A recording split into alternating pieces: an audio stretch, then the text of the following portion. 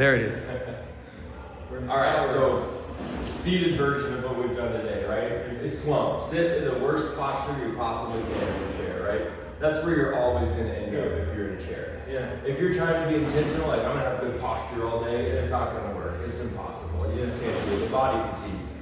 Yeah. So rather than trying to have perfect posture all day, taking breaks to have good, active engagement, and then when you're done with that, you've released pressure. So you can go back to shitty posture. Yeah. And over time, you don't have the same amount of effects of all day posture. So a lot of the concepts we talked about in the other decompression work is true to this too. So we're gonna bring our feet, our big toes together. Now, who feels uncomfortable back here on the legs? Everybody feel the ridge? So we're gonna have to scoot forward into the edge of that chair. Okay, so what you want is as little of the butt on that chair as you possibly can. Then walk the feet out so there's space behind the knees. Okay? From there, lift the heels and close. If you got a pencil or a pen, grab that pencil or the pen in between the knees. Now, tall thumbs at the base of the rib cage and pinkies on top of the hip bones. You're gonna take a breath that expands and opens up. Look down the bridge of the nose and pick a part on the wall up in front of you that's a little higher than the top of the head, and keep your eyes right on that mark. That's going to keep the tilt of the head slightly up, and it keeps that head up on its atlas and axis, the top of the spine. So from there, another breath, open the shoulders, drive the rib cage forward. This lengthens the back. Expand. Good. Drive the hands forward. Press the fingertips together and go up, up, up, up, up, up, up, up, up, up, up, up. Boom. And then get tall in the chair. Rib cage forward. Back down. Boom. And you're done. That's going to decompress the spine. So you just periodically through the day. Boom. One of those. You can end back here and open up. You can do a couple elbow packs.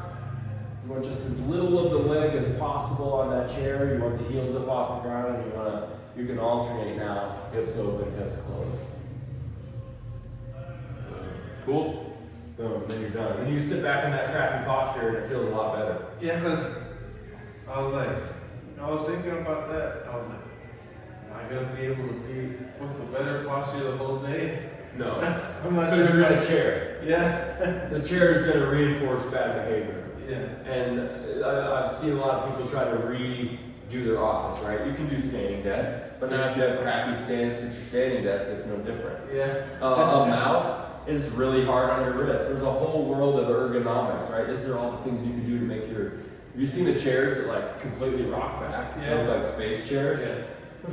Tens of thousands of dollars. If you want one, great, they're helpful, but you're still gonna have to do this because you're still sitting in a chair, and that compresses the spine. Anytime I sit in a chair, I would say, hey, let's get rid of the chair, right?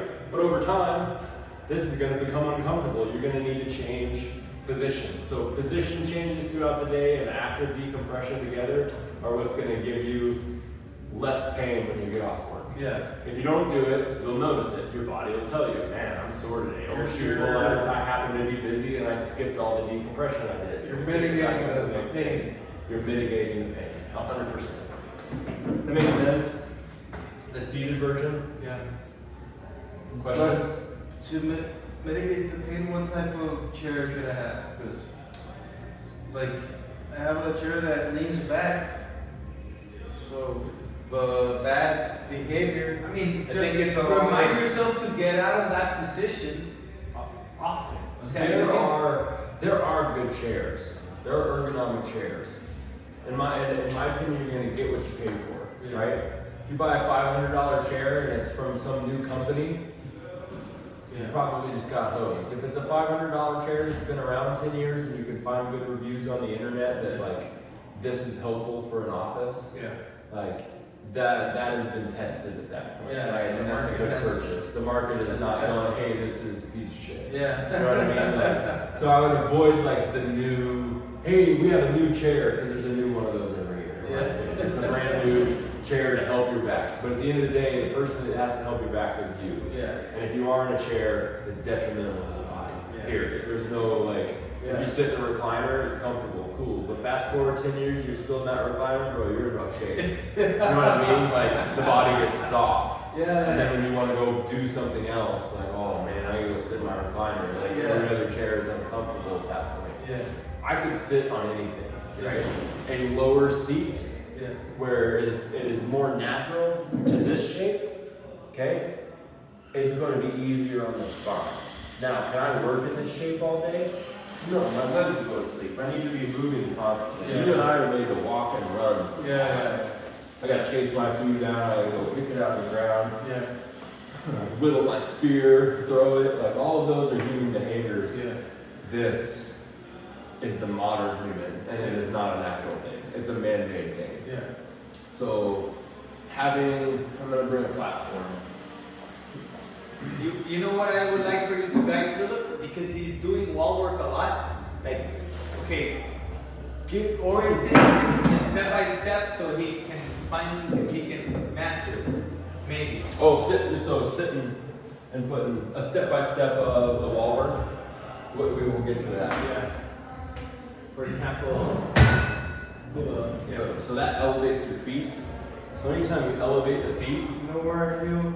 in here, these are really crappy chairs. These are the top 10 crappiest chair ever, but they have a concave, right? So it kind of like sucks your butt into there, which is comfortable, right? You and I are like, oh, okay, nice, it's comfortable. It's not too much pressure here. When you elevate the feet, you stay here. It's because this space is getting tighter. Take it taller. Good. Open, close, open, close. Right? So if I made this higher, it would close this gap even more. So now lean forward and try to get your butt out of the chair slightly with those boards, right? Now that's a way more active sitting profile. These plastic chairs are hard because they don't move around. Right? Your desk chair, I'm guessing, is on wheels. So you can move that around. And if you set up, it doesn't have to be a slanted platform. It can just be a raised platform. It could be a bar. And you're just able to sit here.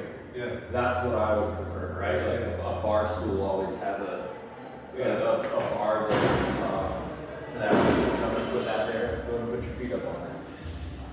Pull it back where it's comfortable if you need to. So that's another great position to offer some relief. Now, all the pressure.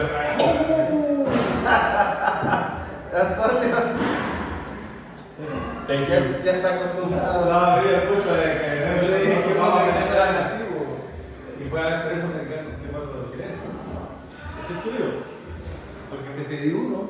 Ah, no, yo quiero. Lo trajo él. ¿No querés? No. Gracias. No coffee? ¿Quieres? Vaya, regálalo ahí. Dijo Anita y estaban las cosas rápido tarde, porque la iba a ordenar a hacer para mandar a traer No, andar a traer. Cuando salgamos de aquí. Get that red button. You feel different? Yeah.